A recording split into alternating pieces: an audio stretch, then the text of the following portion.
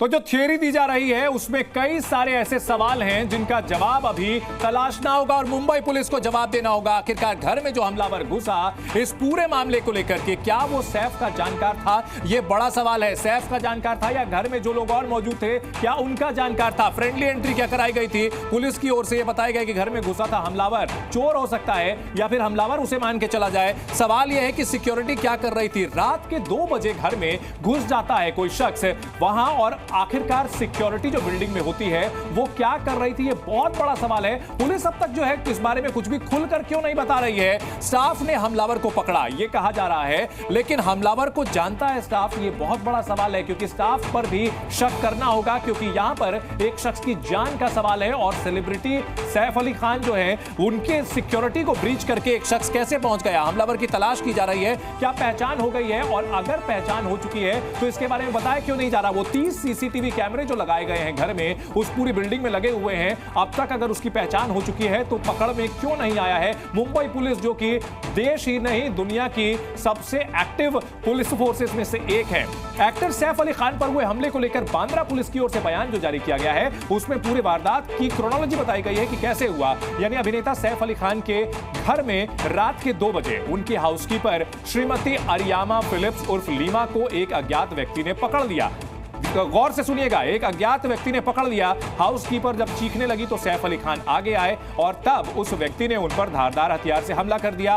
वो घायल हो गए, उनकी हाउसकीपर भी घायल हुई हैं। लीलावती अस्पताल में सैफ अली खान का इलाज चल रहा है। लेकिन सवाल यह भी है कि क्या अगर चोरी करना मकसद था तो वो 12वें फ्लोर पर चोर क्यों गया? उससे नीचे के जो फ्लोर्स थे वहां भी चोरी कर सकता था, एक सवाल। दूसरी बात, अगर सैफ अली खान के ऊपर यह टारगेटेड अटैक था तो आखिरकार इसमें फिर चूक किसकी है? बड़ा सवाल यह भी है।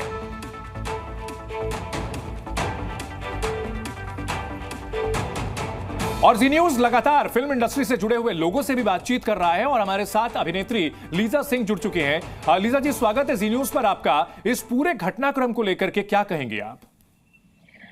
देखिए, इतने बड़े घर में किसी जानकार के बिना एंट्री पाना मुश्किल है। ऐसे कोई इतना सिक्योरिटी ब्रीच करके नहीं आ सकते। इनफैक्ट मेरे साथ में जब बॉडीगार्ड होती है वो भी मेरे करीब तक नहीं आ सकते हैं जब तक वो मैं उनको एंट्री ना दूं। तो बेशक मेरे ख्याल से कोई पहचान का ही होगा या लगभग जानते होंगे, जो उनके स्टाफ के मेंबर होंगे या फैमिली होंगे, और ये उनको टारगेट किया गया ऐसा मुझे लगती है, क्योंकि आजकल हम इंडस्ट्री वाले सेफ नहीं है बिल्कुल भी। कभी भी कुछ भी हो रही है, और खास करके ये कोई नॉर्मल नहीं है। He belongs from a very posh and elegant and king family. अगर वो सेफ लीजा, आप भी अपार्टमेंट में रहती हैं?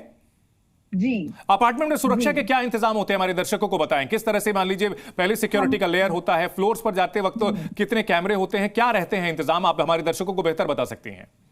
सबसे पहले मेरे फ्लैट्स में जो सिक्योरिटी होती है वो नीचे गेट के पास होते हैं, वहां एंट्री होती है, वहां पे कैमरास होते हैं। वहां फिर एंट्री होने के बाद भी उनका एंटर नहीं होती है, वो हमें इंटरकॉम पे कॉल करते हैं कि उन्हें छोड़े, आप जानते हैं उन्हें। इनफैक्ट पार्सल जो देने आते हैं उनको भी देन वो छोड़े जाते हैं हमारे घर पे जी। तो ऐसा नहीं हो सकता कि ऐसे ही एंट्री मिल गई, इंक्लूडिंग मेरे हाउस। ठीक है, एक थियरी ये हो गई, अगर मान लीजिए कोई चोरी छिपे अंदर घुसना चाहे तो उसको रोकने के लिए आप लोगों के अपार्टमेंट्स में किस तरह के इंतजाम होते हैं? कोई चोर अगर घुसना चाहे उससे निपटने के लिए क्या इंतजाम होते हैं?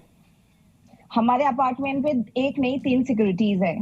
ऊपर से मेरे घर के बाहर में डोरबेल पे वहां पे वी कैन सी के कौन आ रहा है, और मेरे हाउस हेल्प पे बिना सवाल किए या मुझे बिना पूछे दरवाजा नहीं खोलते हैं। तो ऐसा पॉसिबल ही नहीं है। बहुत अच्छी बात आपने करी कि दरवाजा खुला कैसे, ये भी बहुत बड़ा सवाल है कि दरवाजा खुला कैसे। लीजा जी, बहुत शुक्रिया।